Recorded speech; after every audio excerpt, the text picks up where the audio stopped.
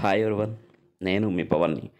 The goat life, ఆడు జీవితం అనే మలయాళం మూవీ గురించి ఈరోజు మనం మాట్లాడుకున్నాం. ఇన్ఫ్యాక్ట్ ఈ మూవీ అనేది నేను ముందే చూడడానికి చాలా రిగ్రెట్ ఫీల్ అవుతున్నాను.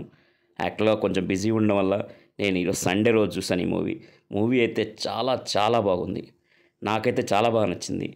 అయితే చిన్న కండిషన్, మీరు క్యారెక్టర్స్ ఇన్వాల్వ్ అయితే మెయిన్గా మన పృథ్వీరాజ్ గారు చేశారు ఈ క్యారెక్టర్, నజీమ్ అనే క్యారెక్టర్. యాక్చువల్గా ఈ మలయాళం మూవీ అనేది ఇది యాక్చువల్గా ఒరిజినల్ స్టోరీ అండి.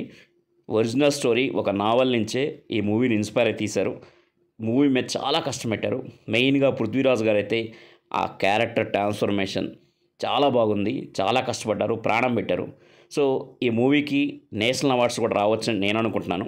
ఎందుకంటే ఆల్మోస్ట్ అన్ని క్రాఫ్ట్స్ ఈ మూవీకి చాలా బాగా పనిచేసాయి. ఆ అవుట్పుట్ కూడా మనకి క్లియర్గా మూవీ చూసేప్పుడు కనిపిస్తుంది. అయితే కంపల్సరీగా మీరు ఆ క్యారెక్టర్స్ ఇన్వాల్వ్ అయితేనే ఈ మూవీని 3 అవర్స్ ఎంజాయ్ చేయగలరు. లేదంటే కంపల్సరీగా బోర్ కొడుతుంది. కానీ ఆ క్యారెక్టర్స్ ఇన్వాల్వ్ అయితే మాత్రం బోర్ అయ్యే మాట ఉండదు, కంపల్సరీగా మీరు చూస్తారు. సో ఈ మూవీ విషయానికి వస్తే మెయిన్గా ఈ మూవీలో ప్లస్ పాయింట్స్ ఏంటంటే పృథ్వీరాజ్ గారు తన ట్రాన్స్ఫర్మేషన్, తన డెడికేషన్, తన పర్ఫార్మెన్స్ నాకైతే తమిళ్లో విక్రము, కమల్ హాసన్ చూసినట్టు అనిపించింది నాకు. ఇంకా దీంతోపాటు A R Rahman background score and music చాలా బాగా ఇచ్చాడు. సీన్ మూడుకు తగ్గట్టు మనం కూడా బ్యాక్గ్రౌండ్ స్కోర్ వింటుంటే ఆ సీన్ మూడ్లోకి మనం కూడా ఇన్వాల్వ్ అయిపోతాం. అంత నీట్గా ఇచ్చారు. అండ్ బ్లెస్సీ డైరెక్షన్ చాలా బాగా చేశారు డైరెక్షన్. ఇంకా సినిమాటిక్ విజువల్స్ అండ్ విఎఫ్ఎక్స్ అన్నీ కూడా చాలా సూపర్గా కుదిరాయి ఈ మూవీకి. ఎందుకంటే ఇది 1 సంవత్సరం 2 సంవత్సరాల కష్టం కాదండి, సుమారుగా 16 సంవత్సరాల కష్టం. సో కాబట్టి ఆ లెవెల్లో అవుట్పుట్ వచ్చింది. అందరూ ఈ మూవీ చూడాలి. ఎందుకంటే గల్ఫ్కి వెళ్ళి ఎడారిలో షేకులు చేసే మోసం వల్ల ఎడారిలో ఇరుక్కుపోయి ఎడారిలో ఈ గొర్రెలు ఒంటెలు కాపలా కాస్తూ ఎలా తమ ప్రాణాలను పోగొట్టుకున్నారు, ఎలా సర్వైవ్ అయ్యారు కొంతమంది అనే దాని మీద ఈ స్టోరీ.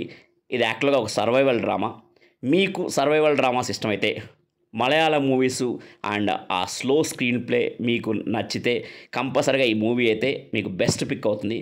చూడండి, ఎంజాయ్ చేయండి ఈ మూవీని. నేనైతే పిచ్చ ఎంజాయ్ చేశాను. నాకైతే బాగా నచ్చింది. కంపల్సరీగా మన పృథ్వీరాజ్ గారికి అయితే నేషనల్ అవార్డు కంపల్సరీగా వస్తుందనిపించింది. ఆ లెవెల్లో పర్ఫార్మెన్స్ ఇచ్చాడు. ఇంకా ఏఆర్ రెహమాన్ గారు అండ్ వాట్ నాట్ అందరు క్రాఫ్ట్స్, అన్ని క్రాఫ్ట్స్ అయితే పర్ఫెక్ట్గా ఈ మూవీ పనిచేసాయి. సో అందరూ హ్యాపీగా ఈ మూవీ చూడండి. నేను కూడా కొంచెం లేటుగా చూసాను, చెప్పా కదా నేను లేటుగా చూశాను ఈ మూవీని.